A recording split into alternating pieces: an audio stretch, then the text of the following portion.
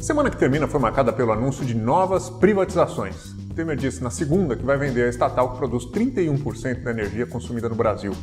Na prática, isso significa que o governo vai deixar o controle acionário da empresa.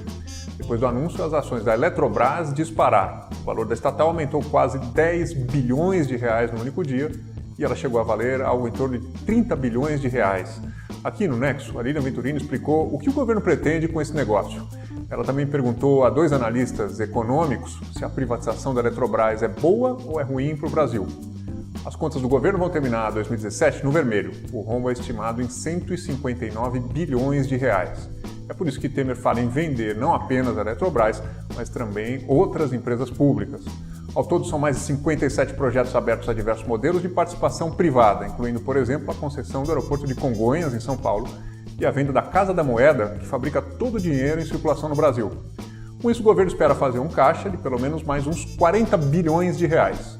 Nós aqui listamos tudo que está na lista de compra e venda de Temer e quais as ondas anteriores de privatizações, concessões e também de parcerias.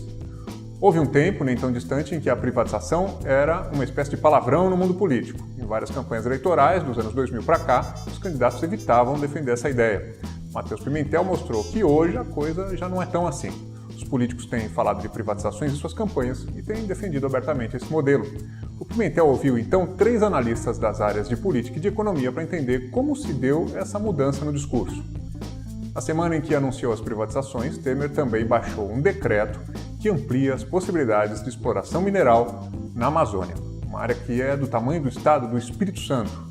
André Cabete Fábio mostrou o que há nesse decreto e como ele pode impactar o meio ambiente, a exploração mineral e os povos indígenas que vivem no local. Na semana, a Procuradoria-Geral da República denunciou mais uma lista de políticos ao Supremo, todos por envolvimento na Lava Jato. Primeiro foi o ex-presidente Fernando Collor. Em seguida vieram o líder do governo no Senado, Romero Jucá, o ex-presidente da República, Zé Sarney, e o ex-presidente do Senado, Renan Calheiros. A Procuradoria vai para cima, mas do outro lado, Gilmar Mendes vem emitindo decisões contrárias aos investigadores. Na sexta passada, o ministro do Supremo mandou soltar 6 presos e, na quarta-feira, outros 3. Todos eles eram alvos da Operação Ponto Final, que é um desdobramento da Lava Jato no Rio. Um dos presos provisórios soltos por Gilmar Mendes foi o empresário Jacó Barata. Acontece que um sobrinho da esposa do juiz se casou com a filha de Barata e Gilmar Mendes foi padrinho de casamento. A relação motivou um pedido de impedimento de Gilmar Mendes no caso e até uma manifestação de procuradores, juízes e artistas no Rio de Janeiro. Nivaldo Souza listou 6 relações que expõem a atuação de Gilmar Mendes como juiz e Paulo Flores mostrou como Gilmar Mendes se colocou no centro da crise política esta semana. No Congresso, a reforma política empacou. Nós aqui mostramos o estágio atual desse debate. No meio de toda a conversa sobre distritão e financiamento público de campanhas, Temer chegou a falar até mesmo em ressuscitar o parlamentarismo no Brasil, ou o semipresidencialismo, como ele diz. Nós explicamos o que são esses sistemas de governo e como eles funcionam na prática. Na Justiça, o caso do triplex do Lula chegou em tempo recorde à segunda instância judicial. E o caso do Mensalão Tucano, cuja denúncia inicial é de 10 anos atrás, obteve finalmente uma sentença em segunda instância. O Tribunal de Justiça de Minas Gerais confirmou a condenação do ex-governador do estado, Eduardo Azeredo, e Lilian Venturini explicou que caso é esse e se ele vai acabar em prisão, como ocorreu com o mensalão petista, julgado no início da década.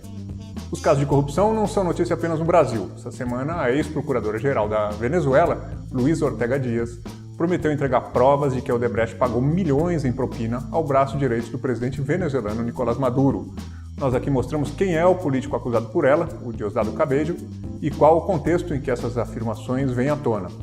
Essas e outras notícias você lê no Nexo Jornal.